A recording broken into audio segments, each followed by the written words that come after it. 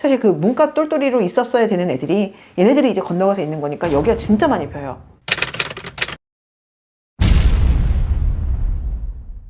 제일 많이 물어보시는 질문 중에 하나가 여전히 바뀐 교육 과정에서도 저는 첫째, 문과 하는 게 맞을까요? 둘째, 문과라고 하면은 외고 가는 게 맞을까요? 이거 진짜 자주 물어보시거든요. 문이과 정말 통합 과정인 애들이니까 요 다음 애들부터는 사실은 문과를 크게 생각을 안 하는데도 불구하고 전략적으로 외고를 가는 경우에 대해서 어떻게 생각하세요? 저도 별로인 것 같아요. 저도. 네. 근데 보통 이거를 저한테 물어보실 때 그 경기권에 있는 외고나 국제고들 같은 경우는 약간 이과 색깔 진한 친구들도 막 갔거든요. 서울권에 있는 외고랑 또 느낌이 좀 달라요. 전략적으로 이과지만 그리고 실제로 이과를 뭐 쓸 생각을 거의 확정을 하셨지만 그럼에도 불구하고 이제 가려고 하시는 거의 고민하시는 경우들이 있으세요. 만약에 이과인데 전략적으로 외고 가는 거에 대해서 이번 현재 중학생 이하 애들 네. 같은 경우 어떨 것 같으세요? 그게 무슨 메리트가 있을지 잘 모르겠어요. 그러니까 내신을 조금 더 쉽게 딸 수 있지 않을까라고 생각을 하시는 것 같아요. 아니면은 뭐 어쨌든 이제 문이과 통합이니까 얘네들 교육과정 자체가 문이과 통합이니까 이거를 막지 못하지 않을까 뭐 이렇게 생각하시던데 저는 딴 거 다 둘째치고 네.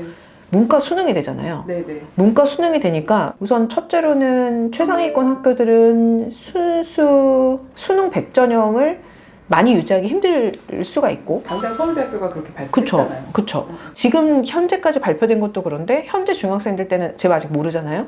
근데 2022 교육과정 학생들 같은 경우는 완전 이거는 문과 수능이니까 말 그대로 그냥 정말 문과 범위밖에 없으니까 그렇게 되면은 기본적으로 수능 100전형 자체를 많이 사실 줄 수밖에 없을 거고 그럼 예를 들어서 어떤 이과인 학생이 지금까지는 외고에 진학한 다음에 뭐 그냥 문과로 그냥 내신을 받고 그냥 수능 자체는 본인이 이과 수능을 해가지고 하는 게 가능했지만 그거 자체가 아마 불가능해질 거다 보니까 외고를 진학한 다음에 그 다음에 이과로 학생이 뭔가 대학을 진학한다는 것 자체가 가질 수 있는 길 자체가 너무 제한적일 수밖에 없는 상황일 거고 그렇죠. 네 그리고 지금 현재 분위기 자체가 좀 더 어떤 교과 과목을 선택했는지 그 자체가 그 과목의 성적만큼이나 같이 좀 많이 반영을 하게 되잖아요. 그렇게 되면은 외고 같은 그러니까 문과 학교 혹은 문과로 이제 세팅을 한 상태에서 나중에 이과학과를 지원한다는 것 자체가 아마 앞으로는 더 많이 좀 힘들지 않을까. 그러니까 뽑을 때 그렇게 아마 안 뽑으려고 하겠죠. 그러다 보니 굳이 그렇게 할 필요가 있을까? 사실 저도 좀 그래서 여기에 대해서 좀 회의적인데 그래도 좀 더 이거를 뭔가 전략이라고 좀 생각을 하시는 것 같더라고요. 그러니까 작년 입시 같은 경우에 이수 과목이 굉장히 영향력을 발휘했다라고 저는 느꼈거든요. 그래서 앞으로도 저는 그럴 거라고 보고. 그렇죠. 사실 더 그럴 것 같아요. 네, 그리고 올해 어떤 입학 설명회에서 문과 경영 경제를 생각하는 이과 학생들의 수시 지원에 대해서 물어봤을 때 학교 측에서 굳이 수시 이과를 뽑아야 되겠느냐 하는 답을 들은 경우도 있다고 제가 알고 있거든요. 거꾸로 이과는 마찬가지일 것 같아서 이과 사실 더 심하겠죠. 네, 네. 문과 애들을 굳이 네, 수시에서는 이수 과목이 굉장히 앞으로도 영향을 발휘할 거라고 그렇게 보고 외고는 편성 자체가 그렇게 되어 있지 않잖아요. 그렇죠. 특수 목적 네, 고등학교니까 이과를 확정인 상황에서는 고민할 필요도 없이 우선은 뭐 굳이 외고를 그리고 저는 우선은 그거는 빼는 게 맞을 것 같고 그렇죠. 네, 저도 그렇게 생각해요. 그러면 네. 문이과가 이제 조금 아직은 확정하기 좀 힘든 상황에서 네. 문과의 가능성도 있을 것 같기는 한데 뭐 이런 느낌인데 우선은 외고를 쓰는 건요. 비슷한 상황에서 저는 근데 일반고를 결정을 했잖아요. 그렇죠. 제가 만약에 그런 상황이라면 그래도 문과 학생 비중이 높은 일반고를 조금 찾아볼 것 같아요. 차라리 저도 네, 네, 네. 만약에 그 선택을 한다라고 하면 네, 확정을 네. 못 한다고 하면 네. 어쨌든 이과 가능성이 그러니까 이과 100%든 이과 가능성이 조금 있든지 간에 그쪽을 생각하는 학생이다 하면은 우선은 그 선택지에선 저도 뺄 것 같아요. 어문 같은 경우 당연히 여기에 대해서는 사실은 별로 사람들이 깊이 고민 안 할 걸. 그러니까 어문을 네. 전공할 생각이 있는 애들 뭐 이런 친구들 같은 경우는 큰 고민이 없는데 그러니까 어문까지는 전공할 생각이 없는 문과 애들 있잖아요. 네, 네, 네. 이런 친구들 같은 경우가 이제 이게 괜찮을까라고 생각을 좀 하는 것 같아요, 진짜로. 근데 저는 개인적으로 이제 제 생각은 현재 중학생들이 나중에 대학에 들어갈 때 어떤 상황이 될지는 또 지금 현재 입시 끝난 학생들 결과가 그대로일 거라는 보장은 없잖아요. 저의 경험과 어떤 체감적으로 느껴지는 지점을 많이 좀 판단을 할 수밖에 없긴 해요. 제가 이거를 한 2년 전, 뭐 3년 전 그때에도 문과 학생들 외고 가라는 영상을 한번 찍은 적이 있어요. 그때 제가 욕을 얼마나 먹었는지 몰라.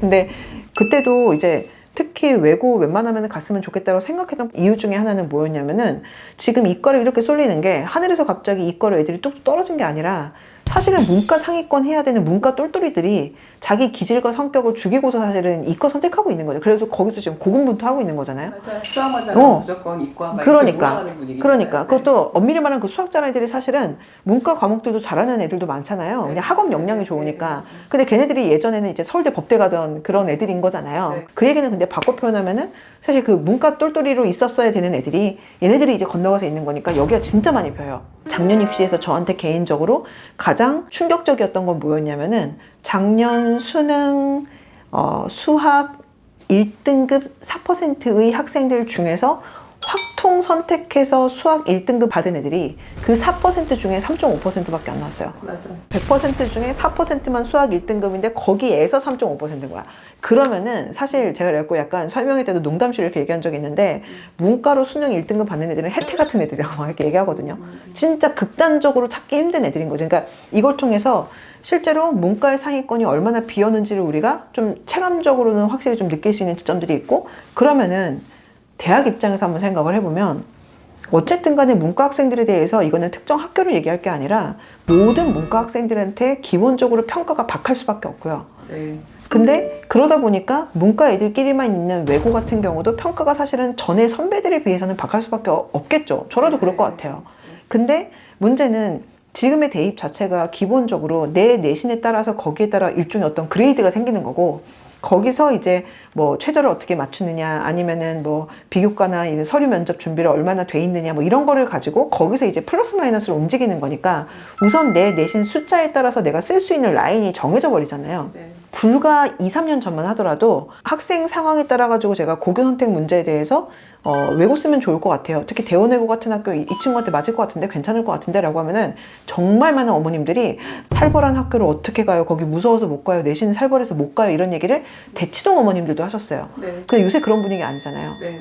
입시라는 건 결국 1등부터 시작해갖고 서울대부터 해서 쫙 차는 거잖아요. 네. 우선은 서류가 되고, 서류가 어쨌든 외고 같은 경우 대체로 일반고보다는 되는 경향이 있고, 내신 숫자를 어쨌든 어느 정도는 좀 받아놓는 것도 분명히 이제 그 원서 쓸 때 라인이 상당히 결정이 되는 지점이 있는데, 그 부분을 생각을 하면 저는 외고 가서 어느 정도 문과 학생들끼리 하는 내신 경쟁을 해보는 것도 사실은 나쁘지 않을 것 같거든요. 네. 특히 교육특구 학생들은 조금 더 그런 것 같아요. 왜냐면 교육특구 학생들 같은 경우 좀 더 이과 중심이다 보니까. 그렇죠. 교육특구에서는 무조건 문과라 그러면은 외고 가는 게 낫다고 저도 얘기를 했어요. 주변 엄마들한테. 그리고 그 엄마들이 실제로 입시를 치른 결과 나 그때 왜 외고 안 갔을까 하고 후회하는 엄마들도 봤거든요. 교육특구에서는 특히나 문과 학생들이 너무너무 적으니까 남학생 같은 경우는 더더군다나 더 그렇고. 그러니까 그런 경우는 무조건 외고 가는 게 저는 낫다고 봐요. 저는 대치동뿐 아니라 어지간히 교육특구라고 묶이는 지역 같은 경우 사실은 이 부분에 대해서는 거의 높은 확률로 외고 쓰시는 편이 낫지 않을까요? 라고 좀 얘기하는 편이에요. 네. 전교권에서 거의 문과를 지금 찾아볼 수 없어진 게 그치. 벌써 몇 년 됐잖아요. 그치. 네네. 어쨌든 간에 학생들은 지금 현재의 체제에서 수시 같은 전형으로 어쨌든 가기를 조금 더 원할 거거든요. 네. 만약에 지금처럼 이렇게 정시와 수시가 만약에 그대로 이원화된다 하더라도, 그러면은 이과 학생들이랑 같이 수능을 똑같이 봐가지고 그 수능 점수로 만약에 정시로 가는 시스템이 만약에 유지가 된다고 하면, 그럼 더더군다나 문과 학생들 같은 경우는 그냥 수능은 이과 애들이랑 같이 보는 수능은 최저 정도만 들어가는 선에서 끊고 입시 마무리하는 편이 사실 더 나을 거예요. 그래서 그걸 생각하면은, 근데 수시 같은 경우 어쨌든 가장 큰 축은 내신, 그 다음에 이제 두 번째가 이제 서류인 거잖아요. 네. 근데 확실히 외고가 서류에 대해서는 어쨌든 평균적으로 확실히 그래도 어쨌든 일반고보다는 더 낫기는 하더라고요. 물론 외고도 외고 나름인 것도 맞고, 네. 외고별 편차가 큰 것도 맞고 하긴 한데, 이걸 너무 거칠게 일반화하는 것 같기도 하지만 확실히 평균적으로 좀 더 낫기는 하거든요.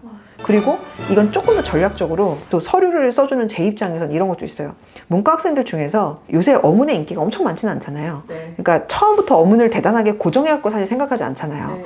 그럼 보통 이제 학생들 패턴이 가장 인기 있는 건 당연히 상경이고, 네. 두 번째로는 뭐 미디어 뭐 이런 거 생각을 하겠죠. 근데 만약에 성적이 거기까지가 좀 약간 빠듯한 상황이야.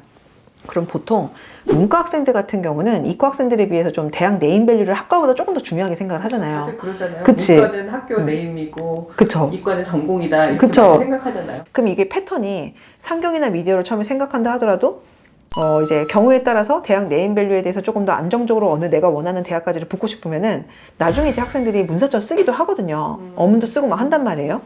근데 외고 같은 경우는 그건 확실히 있어요. 학생들이 학교를 다니기만 하면 어문 쪽의 학과를 쓰는 거는 최소한 전공적 합성이 걱정되진 않거든요. 그렇죠. 네. 아무래도. 네, 네. 그러니까 이거는 학교를 다니기만 하면은 어문 쓰는 거는 내가 우선 옵션으로 우선 좀 잡아놓은 상태에서 내 성적이나 상황에 따라 가지고 상경이나 사회과학을 조금 더 생각해보고 고려해 볼 만한 상황이 돼요. 그럼 이게 일반고 학생들이랑 비교를 해보면 제가 볼 때는 안정적인 쿠션이 있는 느낌이에요. 만약에 내가 원하는 만큼 가주지 못하는 상황이 생겼을 때, 아니 근데 고등학교 때 성적이 얼마큼 나올지 그거 어떻게 알아 그거를.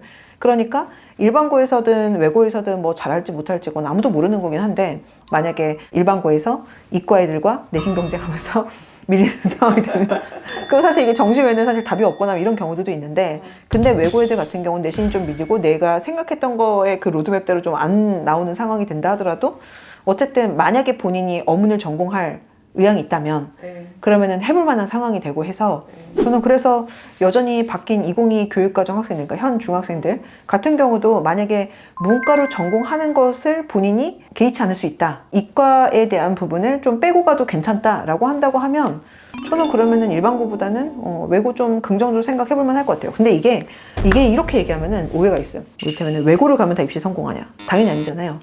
선발학교를 가면은 뭐 성공한다? 아니지. 탈대치를 하면 다 성공하나? 당연히 아니지. 아니면 대치동으로 들어오면 다 성공해? 그것도 아니잖아요.